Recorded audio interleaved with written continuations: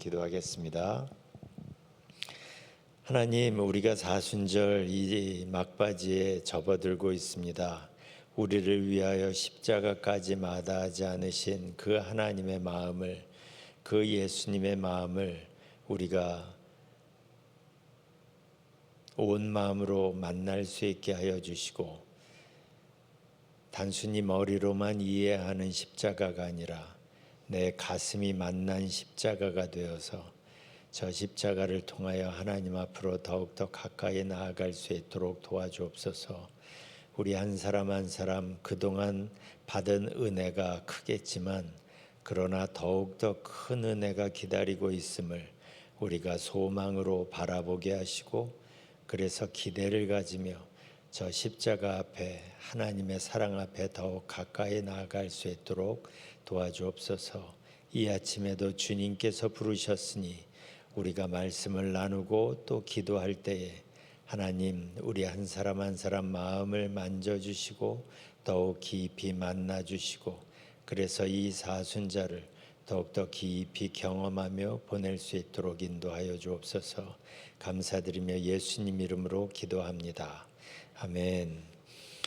요한복음 17장을 보겠습니다.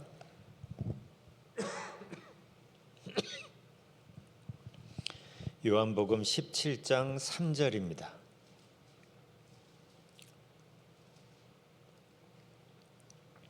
한 절만 봅니다. 요한복음 17장 3절 봉독합니다. 영생은 곧 유일하신 참 하나님과 그가 보내신 자 예수 그리스도를 아는 것이니이다. 아멘.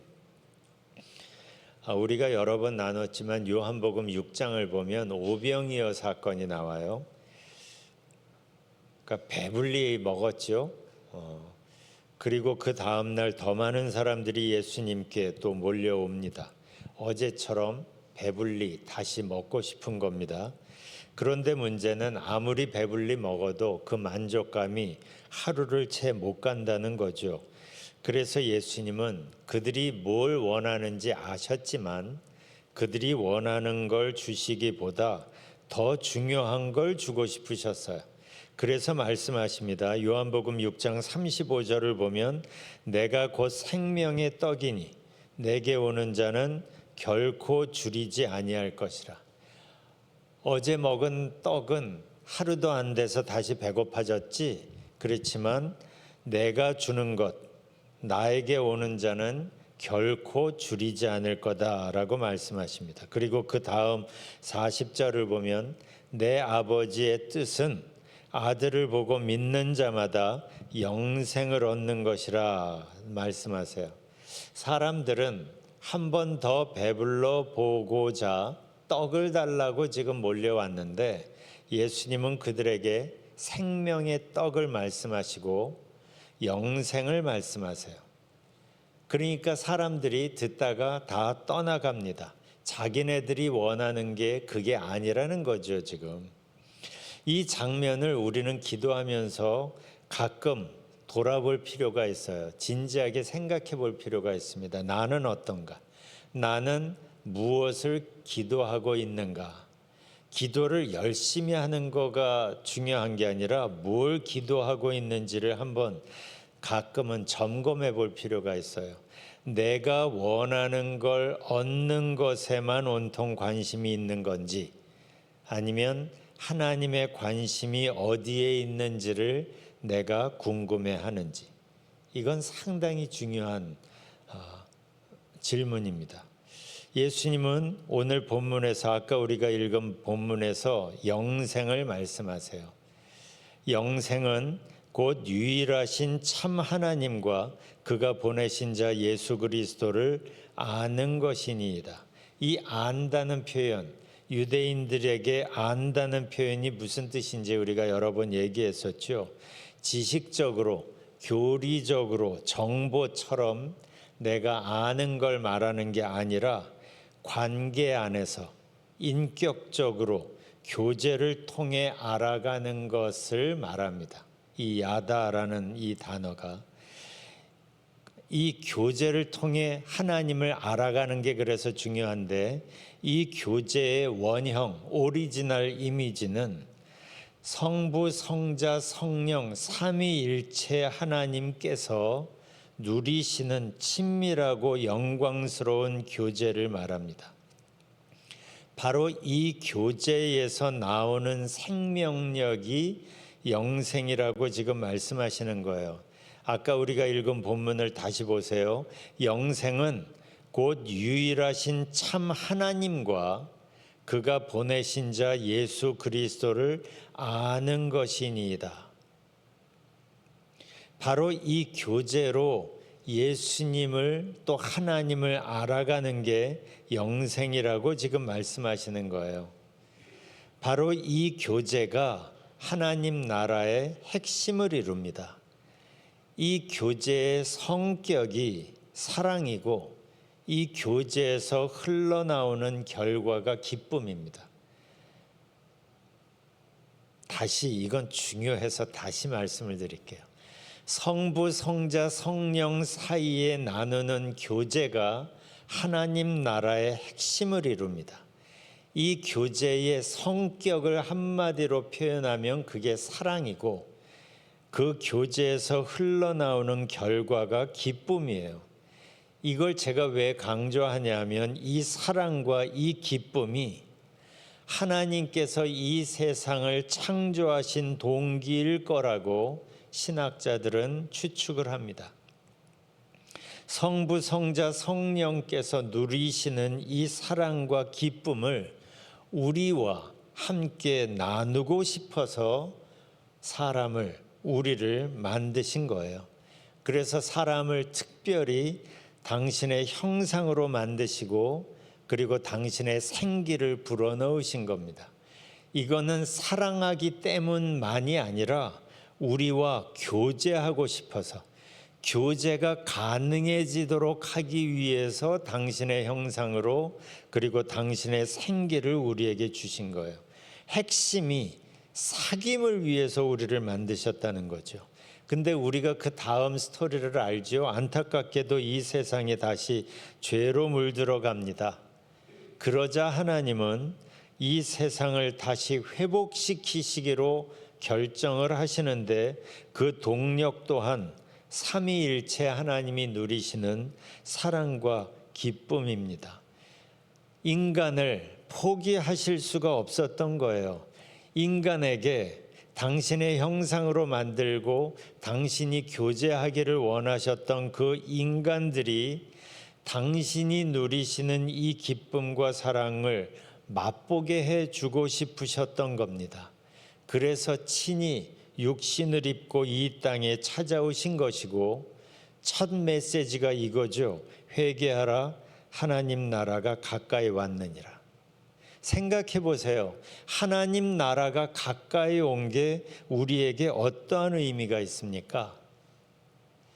하나님 나라의 핵심이 삼위일체 사이의 교제라고 했어요. 그 교제의 성격이 사랑이라고 했어요. 그 교제에서 흘러나오는 결과가 기쁨이라고 했어요. 그러니까 예수님이 이 땅에 오신 이유, 예수님이 이 땅에서 사역을 하시고 십자가를 지신 이유는 성부, 성자, 성령께서 누리시는 이 사랑과 기쁨을 이 땅에 가져오신 거예요. 그 사랑과 기쁨을 우리에게 나눠주고 싶으신 거예요. 그 사랑과 기쁨이 넘치는 그 교제로 우리를 초대하고 싶으신 거예요. 그래서 당신께서 친히 그 길이 되신 것이고 그래서 십자가까지 마다하지 않으신 거죠. 그래서 로마서 5장 1절을 보면 바울이 이렇게 말합니다. 예수 그리스도로 말미암아 하나님과 화평을 누리자. 예수님으로 말미암아 가능해진 하나님과 화평을 누리자라고 말합니다. 이 화평이 사귐이고 교제잖아요. 예수님은 그러니까 성부, 성자, 성령 삼위일체 사이의 교제 안으로 우리를 초대하시는 겁니다. 당신이 누리시는 이 사랑과 기쁨을 함께 누리고 싶으신 겁니다. 얼만큼이요?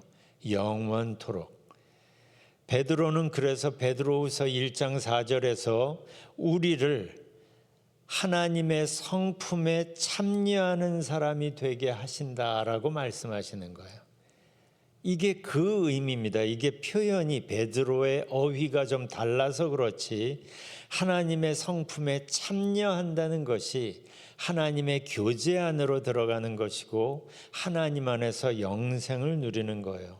그러니까 성부, 성자, 성령께서 누리시는 그 깊은 풍성한 교제에 참여하고 그 사랑을 누리며 사는 것, 이걸 한 단어로 표현하는 게 영생인 겁니다.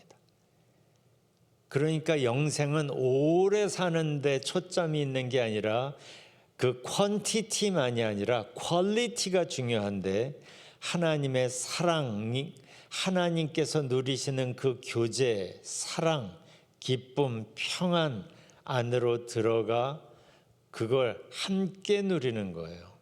그래서 말씀하시는 겁니다. 영생은 곧 유일하신 참 하나님과 그가 보내신 자 예수 그리스도를 아는 것이니이다 라고 예수님이 기도하면서 하나님께 지금 표현하시는 것이죠. 그러니까 떡을 먹으려고 예수님을 찾아왔던 사람들처럼 내가 원하는 기도 응답을 받으려고만 애쓰지 말고 예수님이 왜 이 땅에 오셨는지, 예수님께서 십자가까지 지시면서 우리에게 주고 싶어 하셨던 것이 무엇인지, 예수님이 이렇게 말씀하시는 예수님 안에서 이 영생을 경험하고 누리는데 우리의 신앙생활에 초점을 맞추어야 합니다. 그래야 우리가 지금 보내고 있는 이 사순절이 얼마나 중요한지를 알게 되고, 그래야 교회마다 왜 십자가를 걸고 있는지를 알게 되는 거예요. 여러분들이 지금까지 받은 은혜도 귀하고 크겠지만 그러나 거기에 머물러 있지 마십시오.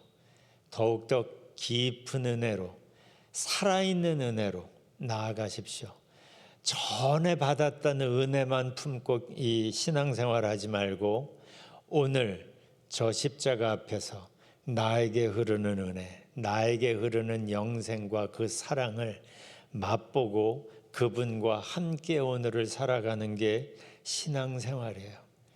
신앙생활을 추억을 근거로 해서 오늘을 살지 말고 성경을 통하여 오늘 나에게 말씀하시고 말씀을 통하여 나에게 다가오시는 그 하나님 앞으로 나아가고 그 하나님과 함께 오늘을 살아가시기를 주님의 이름으로 축원합니다. 아까